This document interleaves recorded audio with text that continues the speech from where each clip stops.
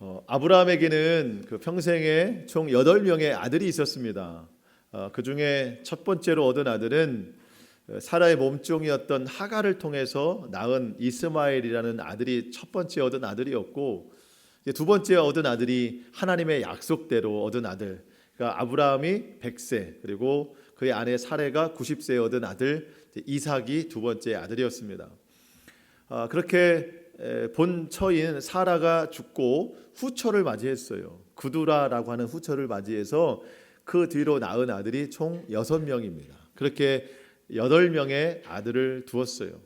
하지만 그 8명의 아들들 중에 하나님께서 아브라함에게 약속하신 그 언약과 은혜와 축복을 이어갈 수 있는 아들은 오직 이삭 한 명뿐이었습니다. 물론 다른 아들들에게도 물건을 떼어 주어서 그들에게 살 길을 열어 주었어요. 우리가 오늘 26장 읽었지만 그 앞장 25장 5절에 보면 아브라함이 이삭에게 자기의 모든 것을 주었고, 이삭에게 다 주었습니다. 그러면서 자기 서자들에게도 재산을 주어 자기 생전에 그들로 하여금 자기 아들 이삭을 떠나게 했다. 아브라함이 죽기 전에 마지막으로 했던 믿음의 행동 중에 가장 중요한 것은 이삭 곁에 있던 서자들을 웬만한 그 재산들을 주어서 다 떠나보내게 했다는 거예요. 다 떠나게 했다는 겁니다. 이것은 하나님이 아브라함에게 주셨던 약속, 언약, 축복, 이 대를 이어갈 것은 오직 이삭 한 명뿐이다라는 것을 분명히 하기 위해서예요. 주변에 아무도 없게 한 것입니다. 오직 이삭만 하나님의 약속이다. 이런 결국 아브라함의 축복이 이삭에게 흘러갔고, 그렇게 한 명 한 명 후대에게 흘러가다가 결국 예수 그리스도라는 우리에게 구세주로 오신 그분을 통해서 이 모든 언약이 확정이 됐습니다. 그래서 우리는 예수님 한 분 외에는 구원이 없다라고 믿는 거예요. 아브라함의 그 8 아들 중에 오직 이삭만 약속이다 한 것처럼 오늘날 오직 예수님만 우리에게 구원이심을 선포하는 거예요. 더불어서 우리가 살아갈 때 여러 가지 삶의 모양이 드러날 수 있지만 마치 아브라함의 8 아들 중에서 이삭만 복을 받은 것처럼 우리가 살아가는 여러 가지 삶의 모양이 있지만 그 중에 믿음으로 사는 삶만 은혜와 복을 누린다는 거예요. 여러분, 그 8 아들 중에 믿음으로 낳은 아들은 오직 이삭 하나뿐입니다. 그 이삭에게만, 믿음으로 낳은 아들에게만 하나님이 다 약속을 넘겨주셨어요. 모든 축복을 다 얻게 하셨습니다. 마찬가지로 우리의 삶에도 참 여러 가지 삶의 방향들이 있어요. 그런 방향들 중에 과연 내가 어떻게 하면 은혜를 입고 어떻게 하면 여호와의 복을 입고 살 수 있을까? 오직 믿음으로 사는 삶이라는 겁니다. 우리가 이 두 가지를 오늘 참 분명하게 깨달았으면 좋겠어요. 근데 이 믿음으로 산다고 하는 것이 참 보통 어려운 일이 아닙니다. 왜냐하면 믿음은 보이지가 않기 때문이죠. 말씀은 보이지가 않아요. 손에 잡히지가 않아요. 내가 믿음으로 산다고 하면서도 눈을 들어 세상을 보면 세상은 다 보이는 거예요. 다 손에 잡히는 겁니다. 그러니까 당장이라도 좀 얻을 수 있고 저 보이는 것을 위해서 노력할 수 있는데, 이 믿음으로 산다고 하는 것은 눈에 보이지도 않고 당장 손에 잡히지도 않기 때문에 참 그렇게 사는 게 어렵습니다. 그러다가 이스마엘을 낳고 그렇게 후처를 통해서 아들들을 낳는데, 여러분 결국 아브라함의 모든 축복을 누구에게 넘겨준다고요? 이삭에게만 줍니다. 당장은 어려워도 결국엔 이삭에게만 흘러가요. 믿음이 당장은 힘들어도 결국은 믿음으로 사는 사람에게 다 흘러들어갑니다. 여러분 믿으십니까? 그래서 우리가 믿음으로 살아가야 되는 거예요. 오직 구원은 예수님께만 있고 오직 삶은 믿음에만 있다는 겁니다. 여러분 믿음으로 사십시오. 믿음으로 살아야 승리할 수 있습니다. 그런데 또 한 가지 드는 의문은, 그렇다면 믿음으로 사는 게 뭐냐는 거예요. 난 믿는 사람인데 그냥 내가 살아가면 믿음으로 사는 것인가? 여러분 아니에요. 믿음은 구체적입니다. 하루하루 내가 말씀을 붙잡고 그 말씀에 순종하면서 살아가는 거예요. 예를 들어서 우리는 어제도 살았고 오늘도 살고 있고 내일도 살아갈 겁니다. 살면서 우리가 맞닥뜨리는 일들이 많이 있는데 그게 뭐냐면 어떤 한 일을 내가 마주했을 때 이것은 정말 내 생각과 내 욕심으로 당장 이 일을 해내고 싶어요. 내가 당장 이 일에 힘쓰면 이득이 될 것 같고 내게 즐거움이 될 것 같아요. 그런데 그런 내 마음속에 갑자기 하나님의 말씀이 생각이 났어요. 근데 그 말씀이 나보고 하지 말라는 거예요. 그래서 하지 않은 것, 여러분 이것이 믿음으로 사는 삶입니다. 어느 것은 내가 도저히 하고 싶지 않아요. 내 인간적인 생각으로는 내 의로는 도저히 할 수가 없습니다. 그런데 갑자기 하나님의 말씀이 내 마음에 생각이 나서 하라는 거예요. 그래서 해낸 그 순종, 그것이 믿음의 삶이에요. 여러분 우리의 삶이 이 두 가지 아니겠어요? 하고 싶은 것이 너무 있는데 내 욕심으로 하고 싶은 것이 있는데 말씀이 하지 말라 그래요. 그럼 안 하는 것. 도저히 사랑할 수 없고 용서할 수 없고 나로서는 할 수 없는데 주님이 하라는 거예요. 그래서 순종하는 것. 대부분 이렇죠. 아니 전부라고 할 수 있어요. 그렇게 내 마음에 하나님의 말씀에 대해서 반응하는 삶이 그게 믿음의 삶입니다. 근데 이게 참 어렵다는 것은 우리 모두가 동의하는 바입니다. 믿음의 삶은 어려워요. 여러분 그렇지만 믿음의 사람이라고 하는 것은 이 모든 것을 완전하게 해내는 사람이 믿음의 사람이 아니라 이렇게 살기를 결단하고 노력하는 사람이 믿음의 사람입니다. 주님이 그것을 원하시는 거예요. 여러분 그 완전함이라고 하는 것과는 정말 거리가 먼 사람이 아브라함이었어요. 여러분 지금까지 우리가 계속해서 봐왔지만 아브라함이 얼마나 흠이 많고 연약합니까? 근데 왜 믿음의 사람이라고 그래요? 그렇게 살려고 하니까, 그렇게 노력하니까 믿음의 사람이라고 말하는 거예요. 오늘 본문에 그의 아들 이삭이 나오는데 여러분 이삭도 믿음의 사람입니다. 근데 우리가 읽어보시면 아시지만 너무 흠이 많고 잘못이 많잖아요. 완전해서 그 사람을 믿음의 사람이라고 말하는 게 아니라 그 역시 믿음으로 살기를 노력하니까 성경은 그를 믿음의 사람이라고 말합니다. 여러분 정말 신기할 정도로 그 아버지랑 똑같아요. 정말 놀라울 정도입니다. 이삭이 살던 그때 그 땅에 흉년이 들었습니다. 여러분 앞으로 더 앞으로 넘어가 보면은요 아브라함도 하나님의 부르심을 받고 가나안 땅에 들어갔다가 흉년이 들자마자 애굽으로 내려갔어요. 이삭 똑같은 생각하잖아요. 다른 것이 있다면 아브라함은 실제적으로 내려갔고 이삭은 마음으로는 이미 갔으나 하나님이 내려가지 마라 하는 말씀에 순종해서 그 땅에 머물러 있다는 거예요. 여러분 역시 그 믿음의 2세대는 그래도 믿음이 좀 겹치니까 좀 나은 거예요. 그렇지만 이미 마음은 갔습니다. 애굽으로. 그리고 더 신기한 게 뭐예요?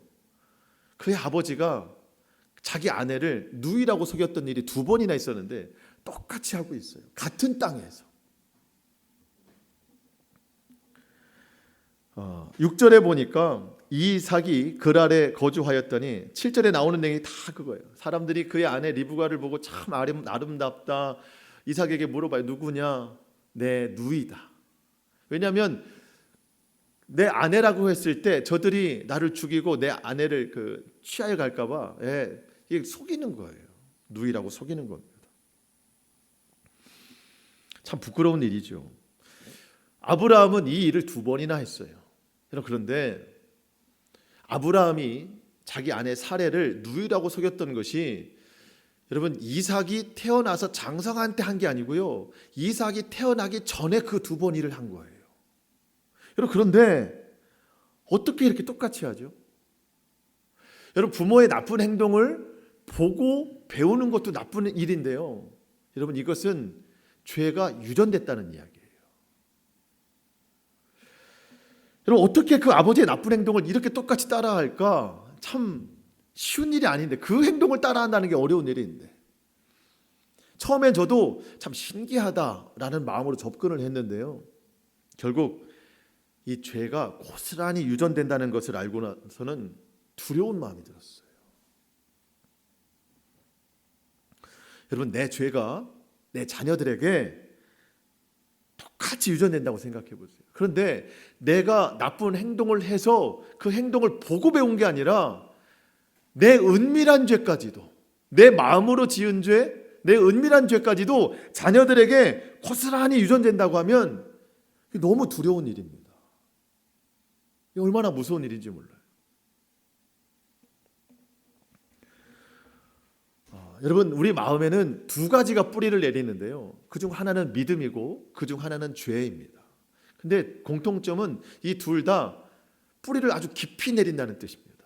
믿음도 뿌리를 깊이 내리고 죄도 뿌리를 깊이 내린다는 거예요. 그렇다면 우리가 과연 어느 것에 물을 줘야 되느냐는 거예요. 믿음에 물을 줘야 됩니까? 아니면 죄에 물을 줘야 됩니까? 너무나도 당연한 것이죠. 믿음의 뿌리가 잘 내릴 수 있도록 우리 거기에 말씀에 물을 주고 기도에 물을 줘야 되는 거예요. 여러분, 이삭이 참 하나님 앞에 엄청난 축복을 받았어요.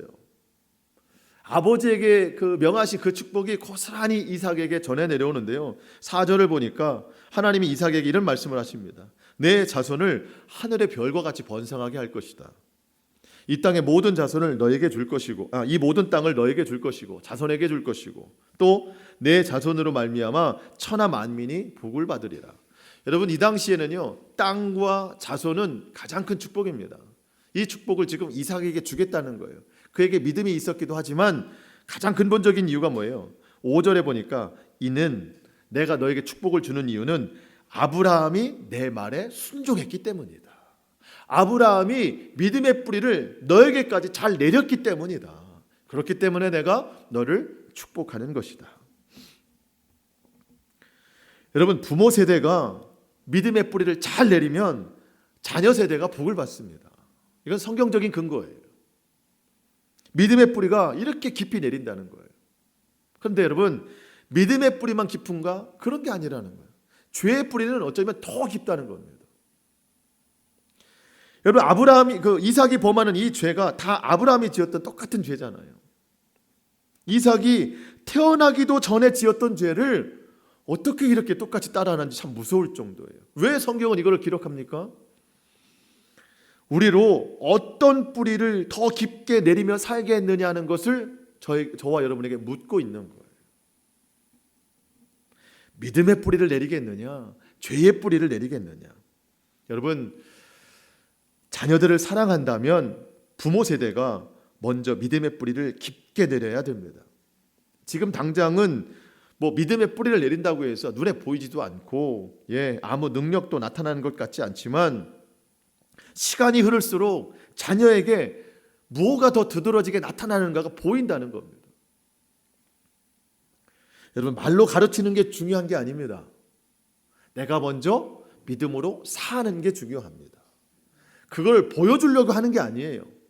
여러분, 보이지 않는 게 흘러가요. 우리가 보이는 것만 물려주는 게 아닙니다. 보이지 않는 게 자연적으로 흘러가더라는 거예요. 내가 믿음 생활 하나님 앞에 정직하게 하면 그게 꼭 자녀에게 보이지 않아도 자연적으로 흘러가더라는 거예요. 여러분, 왜 우리가 믿음의 유산이라는 말을 쓰나요? 왜 우리가 믿음의 유산을 물려줘야 된다는 걸 얘기하나요? 그게 진짜 유산이기 때문에 그렇습니다. 눈에 보이는 것만 물려주는 것 아닙니다. 보이지 않는 것도 다 흘러가요. 오늘 내 마음에 죄의 뿌리가 깊이 박혀 있다면 오늘 이 말씀으로 잘라내야 되고 말씀으로 파내야 됩니다. 그 자리에 믿음의 뿌리를 더 깊게 세워야 되는 거예요. 부모 세대도 그렇지만 또 자녀 세대도 마찬가지입니다. 자녀 세대도 부모 세대를 위해서 정말 열심히 기도해야 됩니다. 저도 이제 부모님하고 대화를 좀 하다 보면 많은 차이를 느끼게 돼요. 대화가 잘 안 될 때도 많이 있습니다. 아무래도 부모님은 연륜이 있고 경력이 있고 경험이 있지만 지금 사는 세대의 어떤 그런 패턴은 제가 더 잘 알 수 있겠죠. 그러다 보면 자칫 제가 부모님을 무시할 수도 있겠더라고요. 여러분, 절대로 부모 세대를 무시하면 안 됩니다. 부모님은 신앙으로, 기도로, 말씀으로 살아오신 분들이에요. 그 부모 세대를 위해서 더 기도해야 됩니다. 연약함이 보일 때 절대 무시하면 안 되고 그것을 위해서 오히려 더 기도에 힘써야 되는 겁니다. 이렇게 여러분, 가족은 혈연으로 묶어두신 하나님께서 세상을 창조하시면서 가장 먼저 만드신 행복한 공동체예요. 교회보다도 훨씬 더 먼저 있었습니다. 이런 혈연 공동체이지만 우리에게는 또 다른 피가 흐르고 있지요. 예수님의 피, 예수님의 보혈이 흐르는 그런 구원 공동체로서 우리가 살아가야 됩니다. 그래서 우리 가족 안에, 우리 가문 안에 있는 모든 믿음의 죄의 뿌리, 이 죄의 뿌리를 다 캐버리고 오직 믿음의 뿌리만 내리는 저와 여러분 믿음의 가정 될 수 있기를 축복합니다. 그렇다면 이 믿음의 뿌리를 내려야 되는데, 우리가 이 믿음하면 생각나는 게 뭔가가 좀 생각이 들었어요. 여러분, 하나님을 믿는다라고 하면은 저는 왜 복부터 생각이 나죠? 하나님을 믿는다 하면 복부터 생각이 나요. 우리나라가 그렇잖아요. 하나님 믿는다 하면 복 받을 생각이 많잖아요. 지금까지 그랬어요. 우리나라는 하나님 믿으면 복 받는다. 하나님 믿으면 복 받는다. 생각해보면 모든 종교가 다 그런 것 같아요. 복 받으려고 종교를 믿는 것 같습니다. 물론 내세에 관한 것들도 있지만 이 현세에 있어서 복을 받으려고 하는 마음들이 많이 있는데, 그 중에 대표적인 복 받는 종교가 기독교라고 생각하는 사람들이 많아요. 거꾸로 뒤집어서 얘기하면 그런 거예요. 예를 들어서 하나님 믿는 내가 조금 삶이 힘들어지면 믿지 않는 어떤 내 친구, 어떤 사람이 나에게 그런 말을 해요. 아니, 왜 너는 하나님 믿는데 삶이 매일 그렇게 어려우냐? 왜 이렇게 하나님 믿는데 삶이 그렇게 힘드냐? 그럴 거면 왜 믿느냐라고 물어볼 때가 많아요. 그게 무슨 얘기예요? 믿는 건 곧 복이다라는 생각이 성립이 되는 것이죠. 여러분, 그런데 우리는 정말 분명히 해야 됩니다. 우리는 복 받으려고 예수님 믿는 거 아닙니다. 삶의 어려움이 없도록 해결하려고 예수님 믿는 것도 아닙니다. 여러분, 하나님을 믿어도 세상이 주는 어려움을 똑같이 겪고 세상이 겪는 어려움, 고난 다 똑같이 겪습니다. 1절에 보니까 아브라함 때에 첫 흉년이 들었더니 그 땅에 또 흉년이 들매 이삭이 그랄로 가서 블레셋 왕 아비멜렉에 이르렀더니 그랬습니다. 여러분, 아브라함, 이삭, 믿음의 사람을 이야기하는 거고 곧 믿음을 이야기하는 겁니다. 믿음의 사람들이 살 때에 그 땅에도 흉년이 들더라는 거예요. 한 번 든 게 아니라 또 들더라는 거예요. 어려움이 찾아오더라는 겁니다. 가정에 흉년이 오더라는 거예요. 피해갈 수가 없습니다. 그러면 우리가 왜 믿는가? 물론 구원을 위해서도 믿지만, 그러면 마지막 때 구원을 위해서만 믿어야 되는 건가? 그렇지 않습니다. 그러면 믿음이 우리에게 주는 유익이 무엇인가? 여러분, 똑같이 고난을 당하고 똑같이 어려움을 당하지만 하나님이 그 고난의 한복판에 우리를 기다리고 계시다는 거예요. 그 고난 중에 하나님이 나와 함께 하시다는 거예요. 여러분, 이게 얼마나 큰 능력인지 모릅니다. 이삭이 거주하던 그 땅에 흉년이 찾아오니까 이삭이 안 그래도 재물이 많거든요. 아버지에게 물려받은, 아까 말씀드렸잖아요. 아버지가 이삭에게 재물을 다 줬다고. 재물이 많은데 이 가축들, 종들 먹고 마실 게 지금 흉년이 들으니까 없잖아요. 그러니까 이 풍성하다고 소문난 애굽으로 내려가려고 마음을 정했어요. 그랬더니 하나님께서 오늘 보면 2절에 보니까 이삭에게 말씀하시는 거예요. 너는 애굽으로 내려가지 말아라.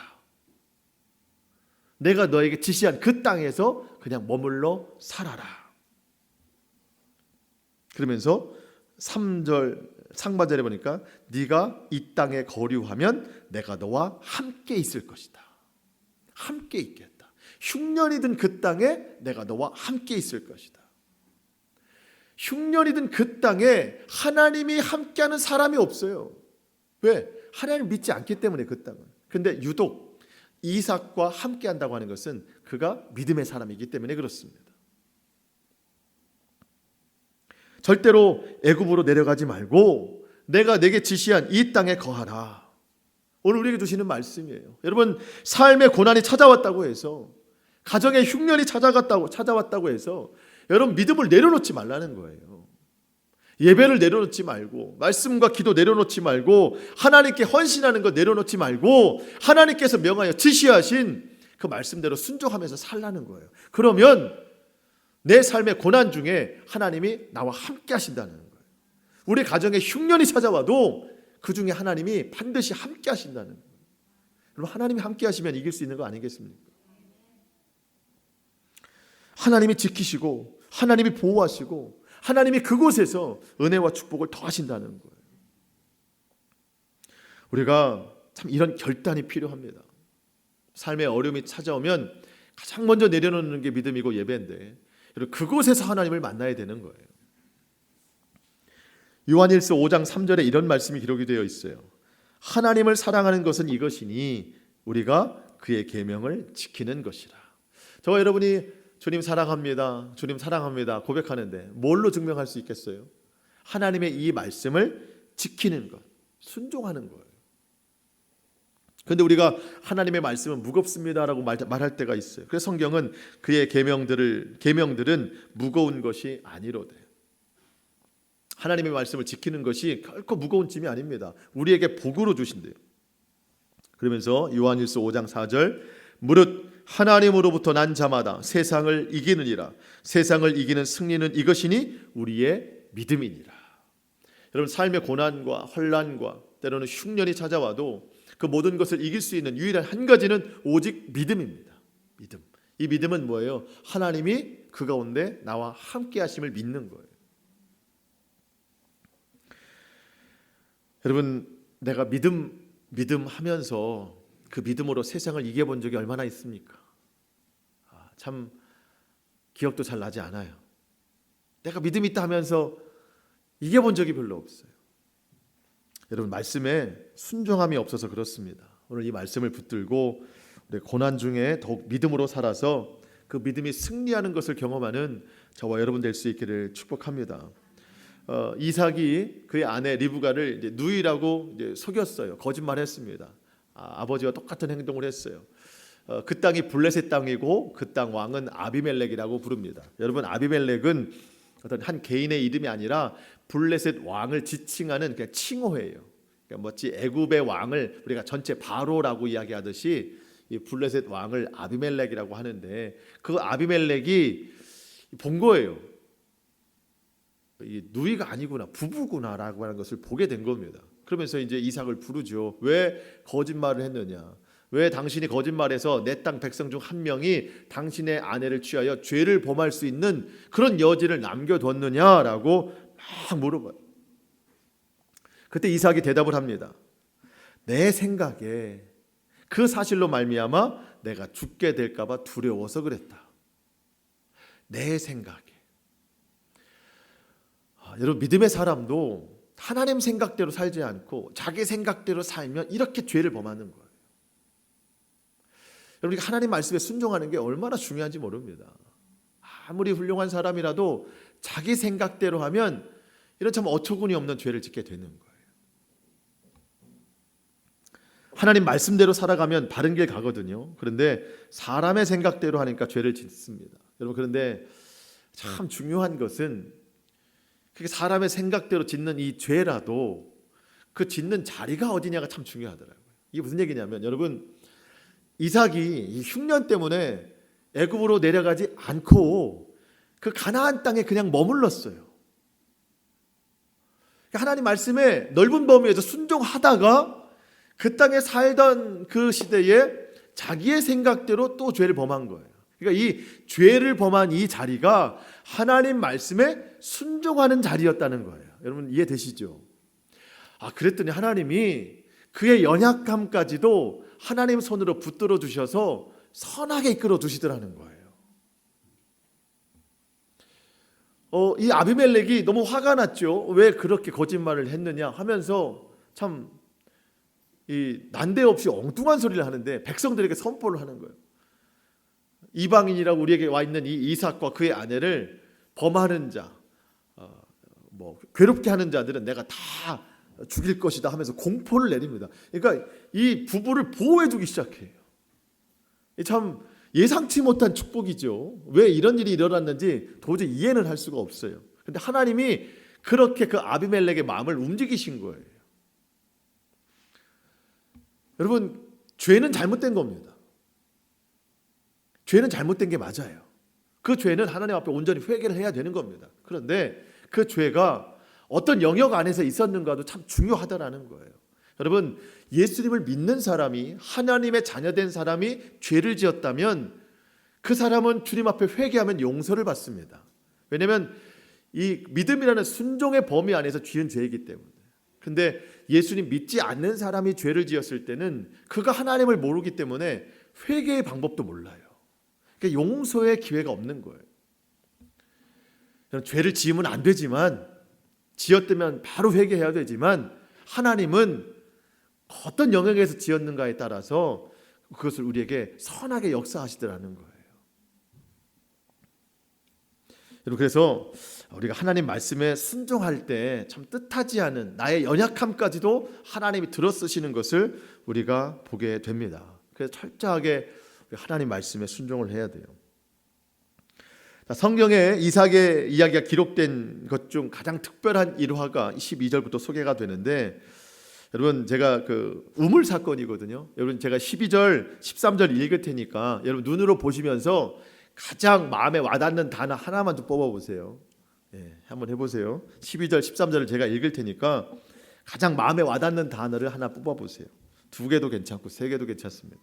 제가 읽어보겠습니다. 12절, 13절.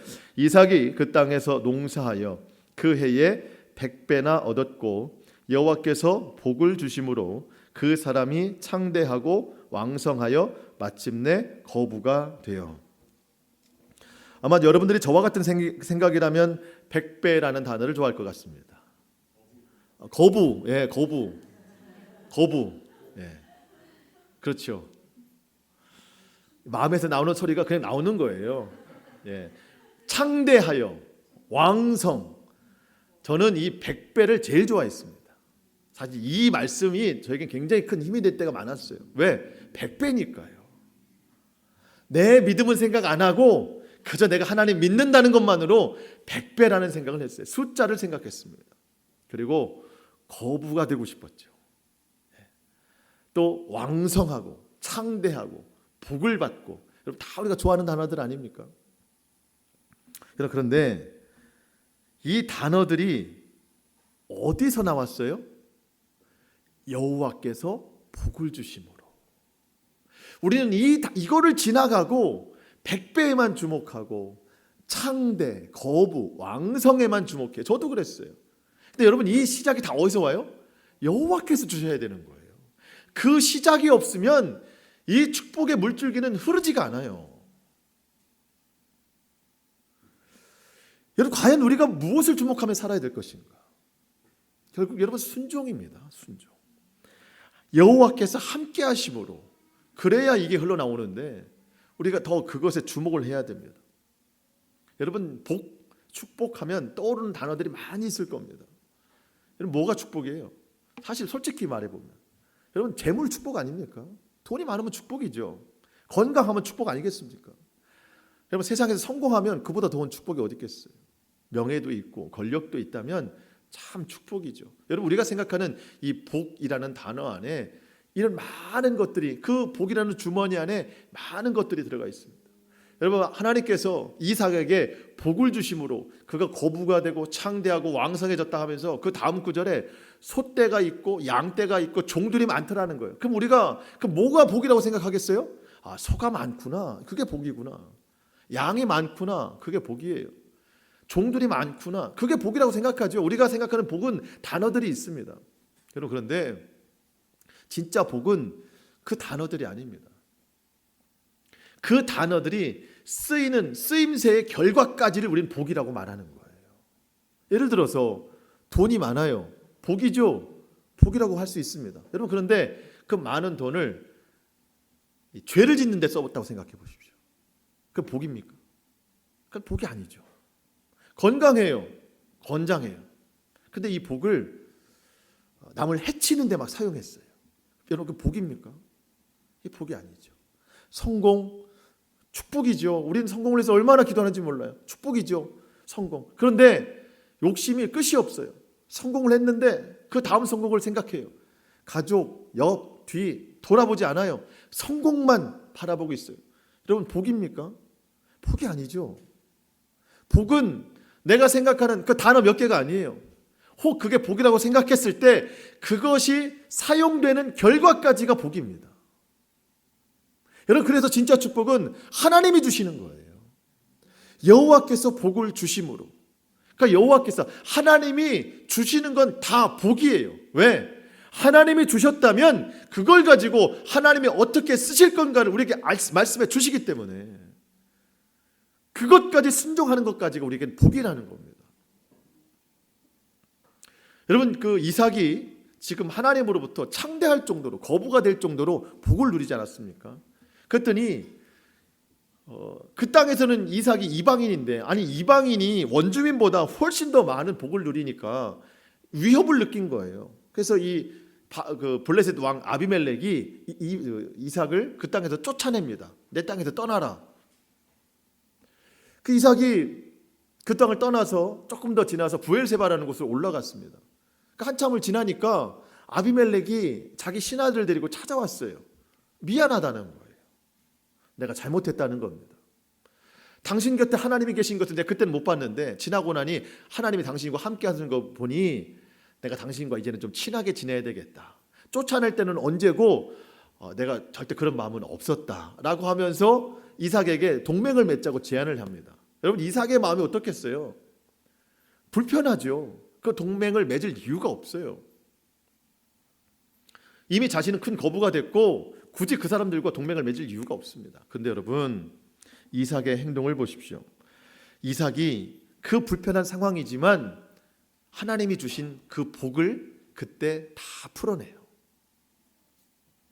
30절 말씀, 오늘 읽지는 않았지만 30절, 이삭이 그들을 위하여, 그러니까 이 아비멜렉과 신하들을 위하여 잔치를 베풀매 그들이 먹고 마시고 아침에 일찍이 일어나 서로 맹세를 한 후에 이삭이 그들을 보내매 그들이 평안히 갔더라.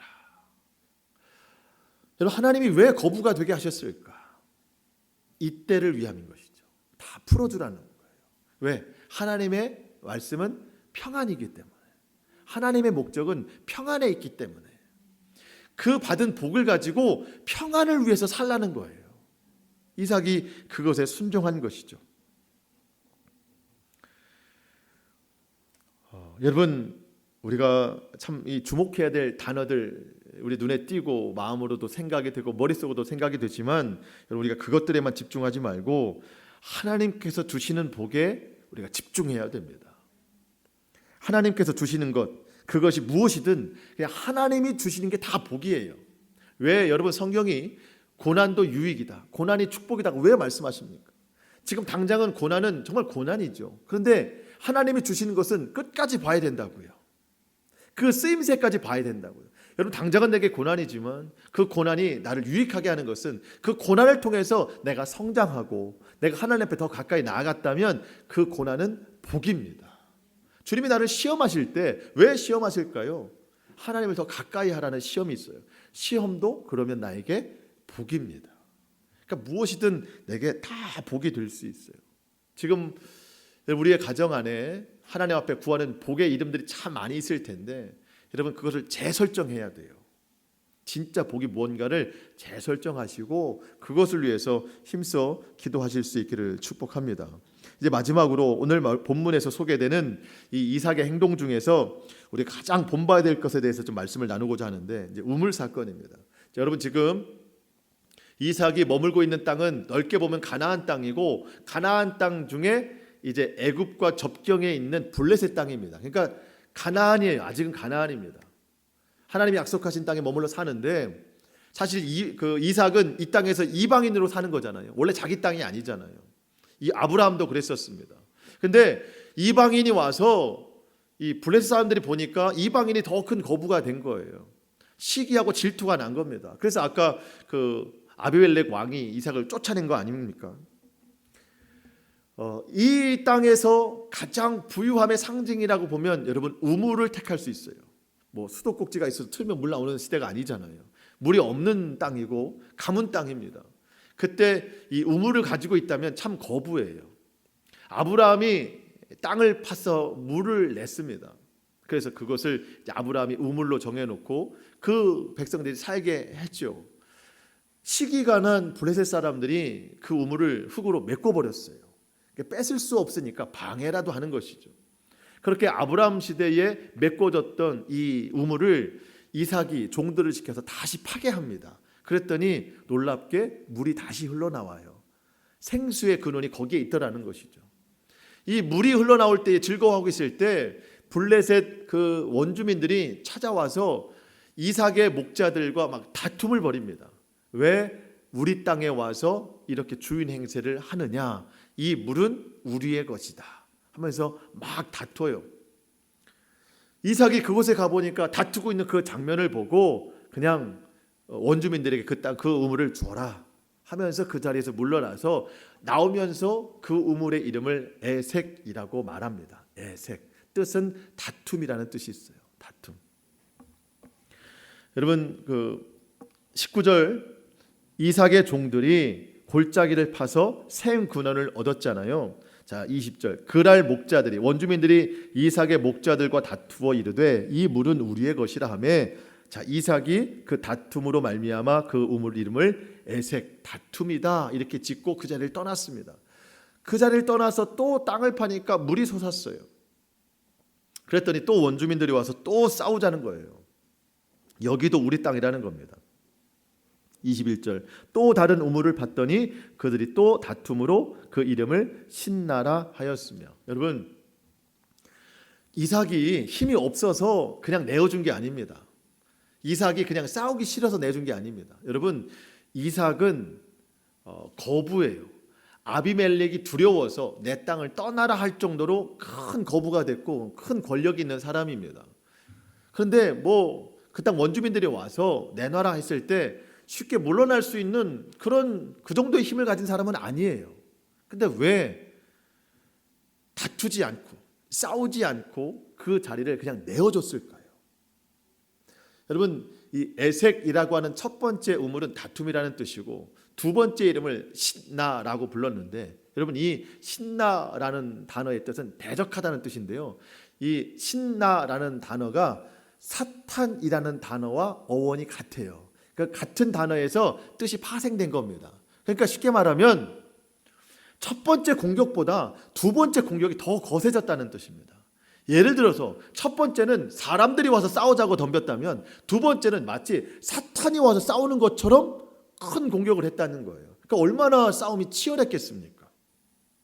여러분, 그런데 이삭은 거기서 종들이 싸우는 것을 보고 본인은 싸우지 않았어요. 그냥 거기도 내어줬습니다. 자, 여러분, 영적으로 보면 이 사탄이 뺏고자 하는 것은 땅이 아니라 믿음의 사람의 온유함이에요. 이 온유함을 뺏으려고 자꾸 거세게 몰아붙이는 겁니다. 이삭이 어떻게 하나 시험하는 것이죠, 사실은. 마치 사탄이 밀려오듯 강하게 밀려와도 이삭은 싸우지 않더라는 겁니다. 온유함을 내비치더라는 거예요. 힘이 없어서 안 싸운 게 아니에요. 싸우고자 하는 그때에 하나님께서 아마 그 마음에 싸우지 말라는 말씀을 주셨겠죠. 그 말씀에 순종했기 때문에 그 자리를 들고 떠난 겁니다. 자리를 떠나서 또 땅을 팠어요. 여러분, 또 물이 솟아올랐습니다. 여러분, 그런데 더 이상 그들이 찾아오지 않더라는 거예요. 더 이상 다투지 않더라는 겁니다. 여러분, 온유는 모든 싸움을 막아내 가장 능력 있는 거예요. 처음에는 싸우자고 덤비고 처음에는 싸우자고 하는데, 여러분, 결국 온유가 그 당시는 지는 것 같고 그 당시는 연약해 보이지만 결국 이 온유는 사탄의 공격마저도 이기는 힘이 되더라는 거예요. 더 큰 능력은 마지막으로 그렇게 팠던 우물, 그곳을 르호봇이라고 이름을 하거든요. 넓은 땅이다. 지금까지 지내왔던 우물보다 훨씬 더 넓은 땅에 우물을 팠다. 이것이 하나님의 은혜다. 여러분, 하나님께서 우리에게 원하시는 게 뭔가 봤더니 온유함이라는 거면 온유함. 이삭은 온유한 사람이었어요. 그 땅, 그 우물을 지키기 위해서 무력을 앞세우지 않았습니다. 온유함을 앞세웠어요. 여러분, 온유한 자가 땅을 기업으로 받는다. 예수님의 산상수훈 말씀인데 이삭은 이미 그것을 알았던 것 같아요. 마태복음 5장 5절, 온유한 자가 복이 있나니 그들이 땅을 기업으로 받을 것이며. 르호봇이라는 넓은 땅을 받았어요. 하나님으로부터. 온유한 자가 받는 은혜입니다. 그리고 아까도 말씀드렸지만 아비멜렉이 나중에 찾아와서 용서를 구할 때 그에게 화평의 어떤 조약을 맺었습니다. 복을 가지고 화평을 맺었죠. 마태복음 5장 9절, 화평하게 하는 자는 복이 있나니 그들이 하나님의 아들이라 일컬음을 받을 것이며. 서운한 마음이 있었고 참 분이 나는 마음이 있었지만 화평의 마음을 가졌습니다. 여러분, 아브라함의 아들 8아들 중에 하나님의 아들은 이삭 하나예요. 그가 하나님의 아들이라 일컬음을 받습니다. 그가 화평하게 하는 자예요. 여러분, 우리가 땅을 지키려는 어떤 노력보다 마음을 지켜야 돼요. 우리 마음을 지켜야 됩니다. 잠언 4장 23절, 무릇 지킬 만한 것 중에 더욱 내 마음을 지켜라. 생명의 근원이 이에서 남이니라. 여러분, 우리가 마음을 지킬 수 있는다는 게 뭐예요? 여러분, 내가 내 마음 절대 못 지킵니다. 내 의로서는 할 수 없어요. 성령님만이 내 마음을 지켜주시거든요. 그래서 우리는 이 온유를 성품이 아니라 성령의 열매라고 말하는 거예요. 성령의 열매.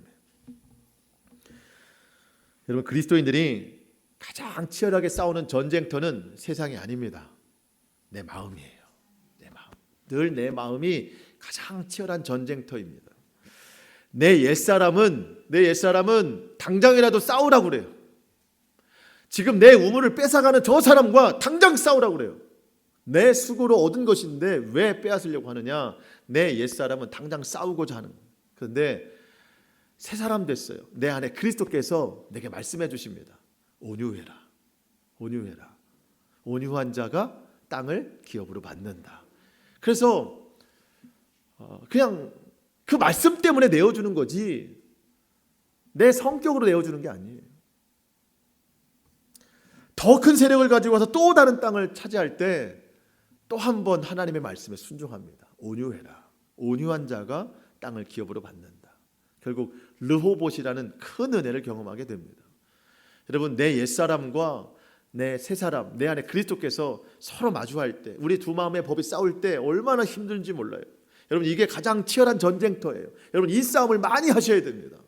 그냥 무너지면 안 돼요. 세상과 싸우면 안 돼요. 마음에서 싸워야 돼요. 이 마음에서 성령이 주시는 마음으로 온유함으로 승리하면 하나님이 내가 생각했던 것보다 훨씬 더 놀라운 은혜로 저와 여러분의 삶을 채워주실 줄 믿습니다. 우리 모두가 르호봇의 은혜를 받아야 돼요. 르호봇의 축복을 받아야 돼요. 이 모든 것의 시작은 결국 믿음입니다. 여러분, 말씀을 마치면서 오늘 말씀을 우리 마음밭에 좀 심어보겠습니다. 말씀은 마음에 심어야 돼요. 그래야 열매를 맺을 수 있습니다. 여러분, 몇 가지 좀 기억했으면 좋겠습니다. 뿌리라는 단어예요. 뿌리. 믿음도 뿌리가 있고 죄도 뿌리가 있더라. 그럼 나는 어떤 뿌리를 내려야 되는 건가?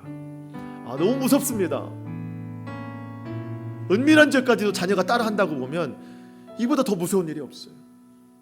여러분, 하나님 앞에 정결해야 됩니다. 믿음의 뿌리 내려야 돼요. 숨겨져 있다고 넘어갈 일이 아닙니다. 다 흘러가요. 복이라는 단어 생각해 봅니다. 우리가 생각하는 머릿속에 떠오르는 그 복의 개념들, 그 단어들이 복이 아니에요. 하나님이 주시는 게 복이에요. 그리고 그 쓰임의 결과까지가 복입니다. 주여, 내가 생각하는 이 복을 바꾸게 하여 주시옵소서. 그리고 온유하십시오. 온유함이 가장 큰 능력입니다. 저와 여러분, 온유해야 됩니다. 온유해야 얻지 싸우면 도저히 얻을 수 없습니다. 이삭이 그런 사람이었습니다. 오늘 이 세 가지 뿌리, 복, 온유, 이 말씀을 좀 기억하면서 우리 마음판에 심으면서 결단하며 주님 앞에 나가겠습니다. 함께 기도하시겠습니다.